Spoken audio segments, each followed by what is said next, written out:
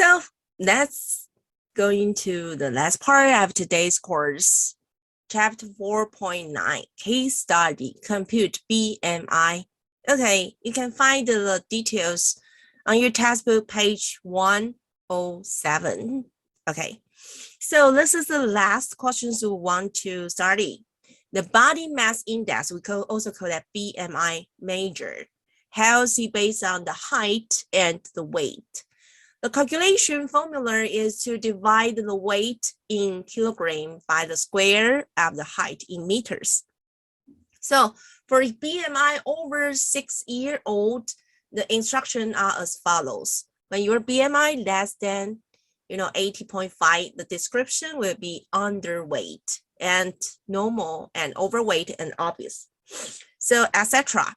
So we write a program that prompts means hint the users to enter the weight in pounds and the height in inches. Oh, it's very interesting because we have to transfer. Yeah.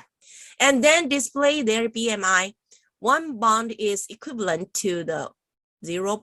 Yeah, it's a constant named constant, right? Yeah, it's fixed value, so it's a named constant. 0.5, 0.45, etc. And we remember this value. And 1 inch is equivalent to the 0.0254 meters. So we have to do some transfer, right? Then we can get the BMI because the users will use the pounds and inches in maybe in American or Europe, but the BMI have to be kilometers, kilograms, okay? And so we have to do some transformation, yeah. So the algorithm is first, we ask the users to input the weight and to weight in pounds, okay? And input the height and height in inches. And then we will have a constant kilo per pound. As I say, the usually traditionals that the named constant will, capitalize every word. And we'll have the value and constant per meter per inch. So we'll transfer that and calculate the BMI height. We'll have to divide it to weight.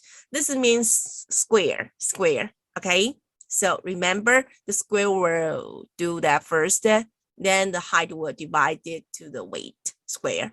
So output will have the results. According to the result, then we will do the practice. So this is the last example we do. So I hope you can follow it.